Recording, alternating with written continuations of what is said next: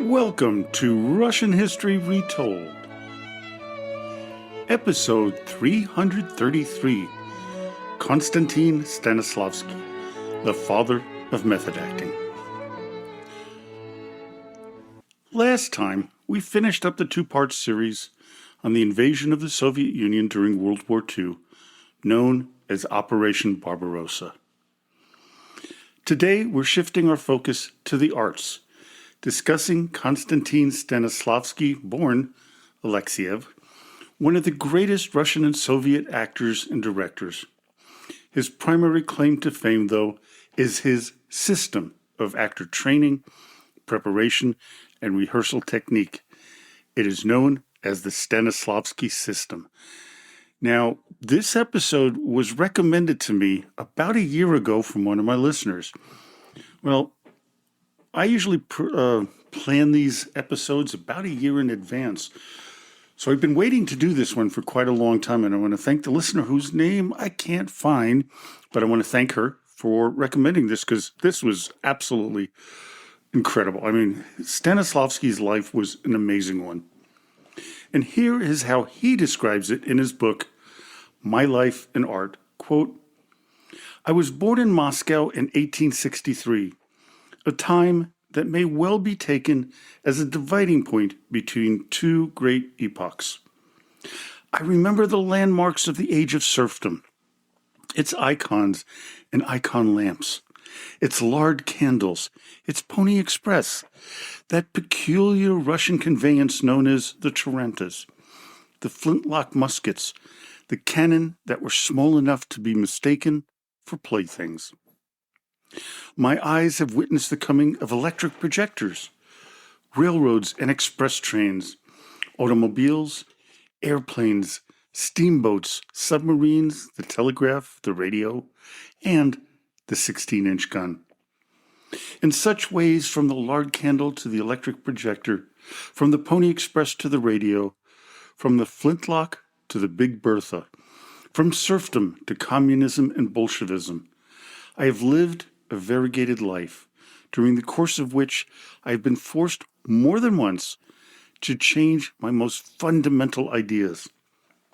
Now, not only was he an incredible actor, producer, and director, but Stanislavski was also a talented writer, as you can tell. Konstantin's father was a manufacturer, and his mother was the daughter of a French actress.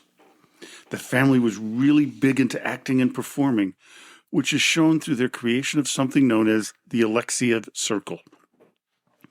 Konstantin would perform for the first time at the age of 14.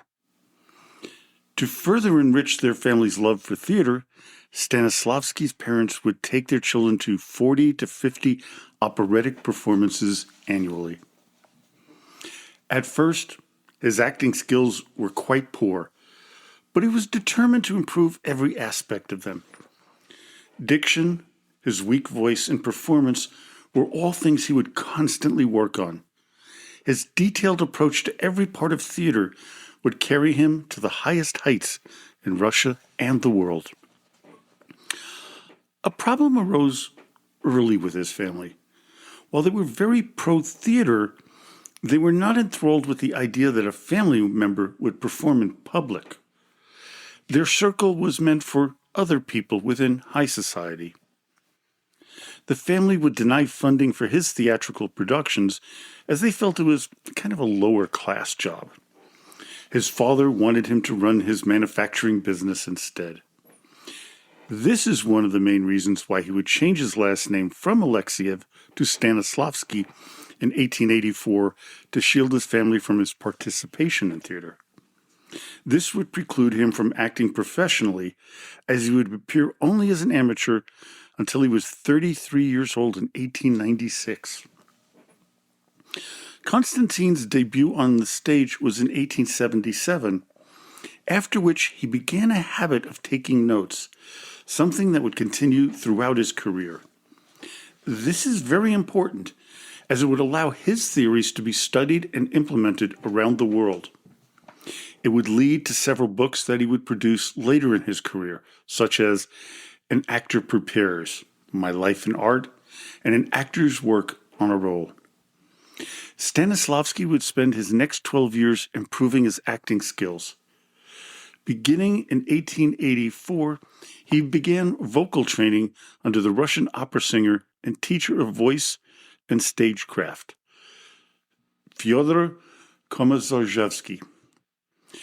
Before we started discussing his influence on theater and acting, we need to talk about the state of these when he began to influence the theater. From there, Konstantin would try acting in the Moscow Theater School, but he was highly disappointed in their approach, quitting after just a few weeks. Instead, Stanislavski would study the performances of the Mali Theater, the home of Russian psychological realism. This new way of acting was developed in the 19th century by Alexander Pushkin, Nikolai Gogol, and most importantly, by Mikhail Shishepkin.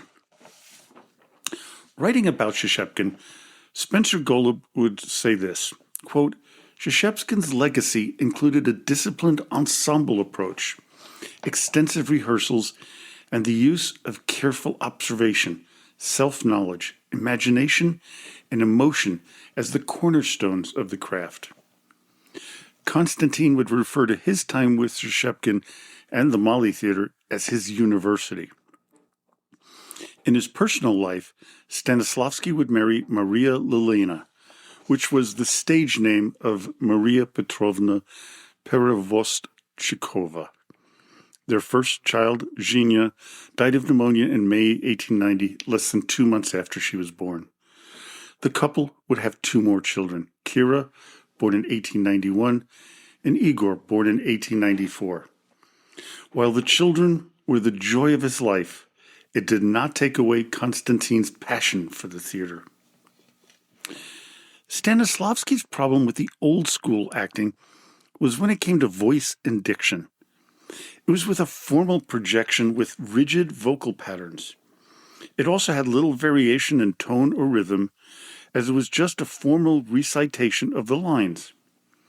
When it came to gestures and posture on stage, the actors used broad, codified gestures drawn from commedia dell'arte and courtly masque, with the former being of Italian origin, characterized by stock characters, physical comedy, and improvisation, with the latter being expressions of elaborate courtly entertainments featuring music, dance, extravagant costumes, and symbolic storylines, primarily performed for royalty and nobility.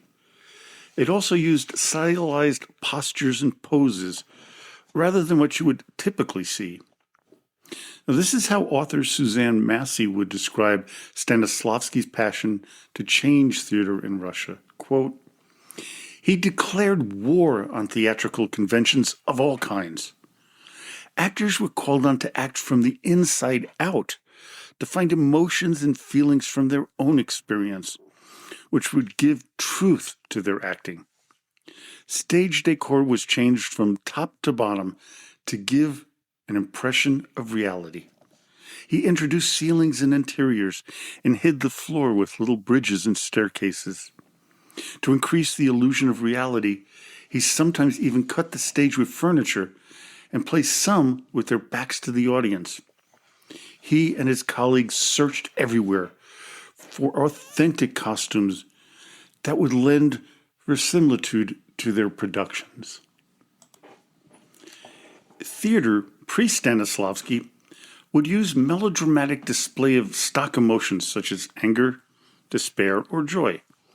They would express emotions like tears and swoons without showing any psychological motivation. When it came to interactions with their audience, actors would directly address the audience, breaking the fourth wall, which was typical and expected. What Stanislavski would note about theater at the time was that the mechanical repertoire of stock gestures and vocal cliches significantly reduced any feeling of spontaneity.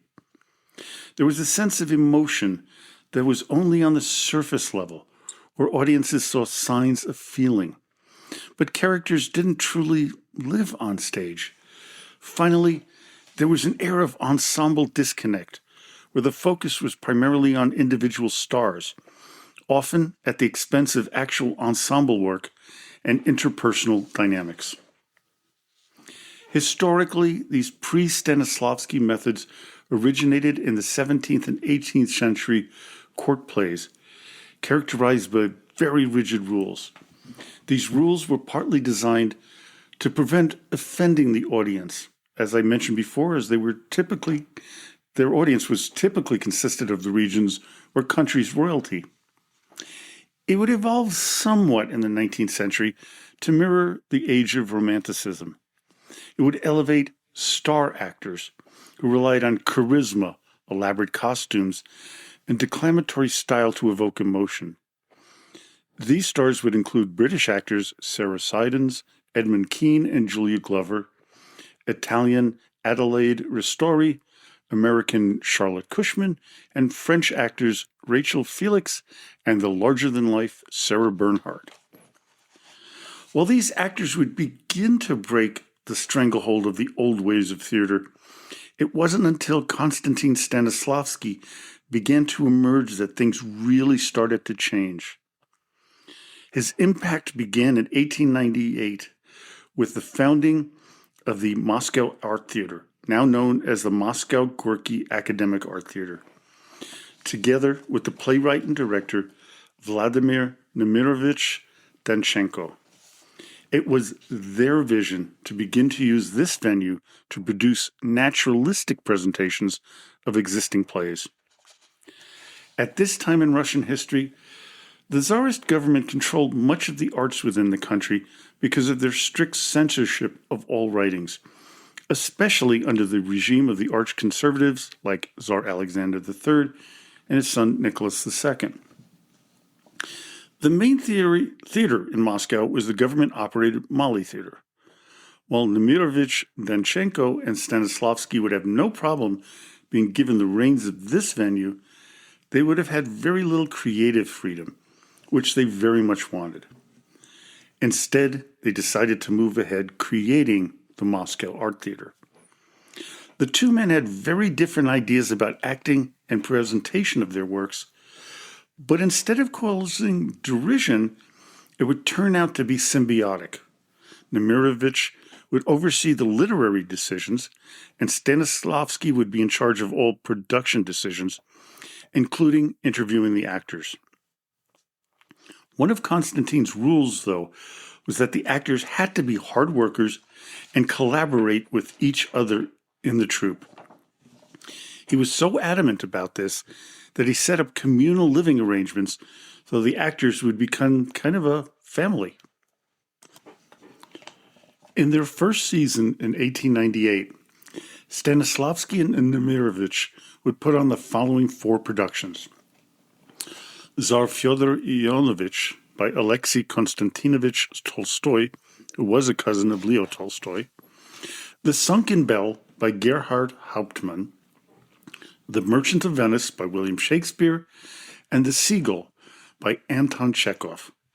Konstantin would perform the role of Trigorin from Chekhov's play, and the theater would become wildly successful. Between 1898 and 1917, the performances would be led by Henrik Ibsen's 7 plays. Chekhov's works would be performed 5 times, as was Pushkin and Gerhard Hauptmann's. Gorky and Shakespeare plays were performed 3 times, with other works authored by Dostoevsky, Gogol, Leo and Alexei Tolstoy, Ostrovsky, and Turgenev, among others. One of the reasons for the success of the Moscow Art Theater was that Stanislavski taught his performers method acting. Well, the question that has to be answered now is, what is method acting? Method acting is a range of rehearsal techniques that guide performers toward deeply authentic, emotionally truthful performances. It is firmly founded in Konstantin Stanislavski's early system. Method actors strive to experience their character's inner life rather than merely representing it. The use of method acting actually started with the ancient Greeks. This form of theater would disappear starting in the Dark Ages, only being revived under Stanislavski. What set him apart from others who wanted to change the theater was his idea to codify acting into a system, which would be named after him. This would begin in the early part of the 20th century. He highlighted the, quote, art of experiencing where the actors presented genuine emotional engagement as opposed to mere representation, introduced tasks, objectives, an effective memory to make the performances portray an authentic inner life versus a stoic, unemotional style. Now, even though Stanislavski and his wife Maria would perform for free, the theater was in financial peril. Sava Vasilyevich Morozov, a member of one of the wealthiest families in Russia at the time, would entirely finance the company, as well as fund the construction of the Moscow Art Theater. He was also deeply involved in its design. One of the most impressive innovations was the creation of a complex revolving stage, something that was almost unheard of in Europe. As I mentioned before, the first play that would premiere was The Seagull by Anton Chekhov. But it took every bit of persuasion for Stanislavski to get the Russian author to allow them to put on the play. Grudgingly, Chekhov agreed, but Konstantin had a real hard time figuring out how to present it to an audience. On December 17th, 1898, The Seagull would have its first performance, and it would be a smash hit. He would put on 3 more Chekhov works, Uncle Vanya in 1899, The Three Sisters in 1901, and The Cherry Orchard in 1904. While Stanislavski's Moscow Art Theater was a roaring success, some in the acting world in Russia were less than enthusiastic about their style of performance.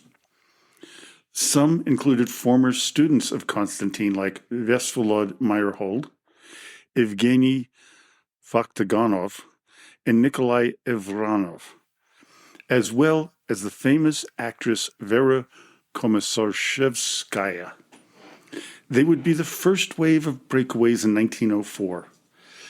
The second wave occurred in 1912, forming the Yiddish theater of Mikulis and Zipkind. This was followed by Nikolai Evranov, founding the Antique Theater in St. Petersburg. While they disagreed with the strict method acting theory of Stanislavski, they were at the forefront of an incredible blossoming of Russian theater, something Massey called, quote, extraordinarily vital and diverse.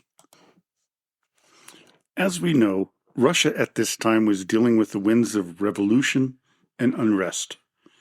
Unsatisfied with the control of the government of Tsar Nicholas II and the subsequent provisional government, a new, quote, recasting of culture was undertaken by Proletkult, the Proletarian Cultural Education Associations. This movement was led by Alexander Bogdanov. And as Jeffrey Hoskins puts in his book, Russia and the Russians, A History, Bogdanov, quote, believed that the working class would actually create a new culture, different in nature from that of the old aristocratic and bourgeois world, because of their way of life, collectivist in its essence and governed by mechanical processes, generating a new consciousness. Art, as the highest and least understood form of organizational activity, would play a major role in the transformation of society. Bogdanov's innovatory organizational science, or techtology, would combine art, science, and all fields of learning in a supreme proletarian synthesis. Stanislavski, along with people like film director Sergei Eisenstein, writers Evgeny Zamyatin, and Andrei Belyi, would join in with others in the Proletkults. While the Proletkults would support the Bolsheviks artistically, Lenin was not a strong supporter of their work, as he believed they had to be totally subservient to the party, not independent as they tried to be. Because of their unwillingness to bend to Lenin's decrees, their funding was taken away. Two men would begin to reshape theater in the Soviet Union, Vyacheslav Meyerhold and Alexei Gastiev. They sought to distance themselves further from the ideas of Stanislavski's theater. As Hoskins puts it, quote, in their disparate areas of activity, Meyerhold and Gastiev had something in common: the desire to destroy old taboos and to break down old boundaries between theater and life, between theory, aesthetics, and productivity, all in the interests of creating a new world. Their inspiration came not mainly from the Communist Party, but from a millenarian and iconoclastic mood among intellectuals before and after the revolution. Lenin became a frequent visitor to the Moscow Art Theater after the revolution, praised Stanislavski as, quote, a real artist, unquote, and indicated that, in his opinion, Stanislavski's approach was, quote, the direction the theater should take. Even so, Konstantin, and along with others from the theater, were arrested by the Cheka on August 29, 1918, although, thankfully, they were all released the following day. With the nationalization of all businesses, Stanislavski lost all of his income aside from that of the theater. More and more control by the government would stifle him. Still, he would continue to push his theories through his writings, as well as his tour of Europe, which began in Berlin, where Stanislavski arrived on September 18, 1922, whereas then he proceeded to Prague, Zagreb, and Paris. In January 1923, he and his entourage would arrive in the United States, in New York City.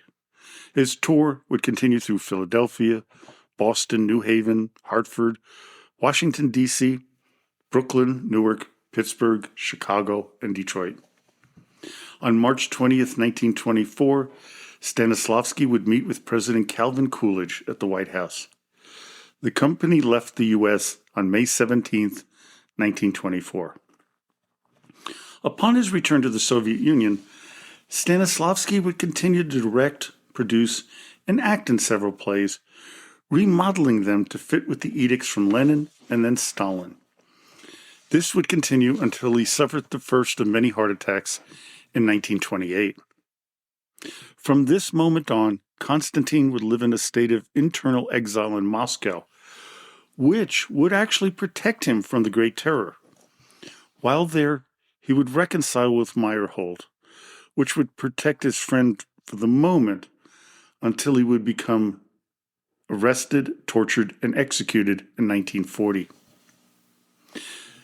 Konstantin Stanislavski would suffer another heart attack on August 2, 1938, followed by a fatal one 5 days later.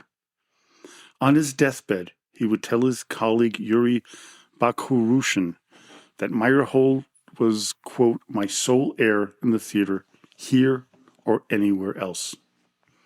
Shortly after his funeral, which was attended by thousands, Stanislavski's widow, Lelina, received an advance copy of the Russian-language edition of the first volume of An Actor's Work, quote, the labor of his life, as she put it. He would be buried in the Novodevichy Cemetery in Moscow, appropriately close to the grave of Anton Chekhov. Well, I hope you enjoyed today's episode.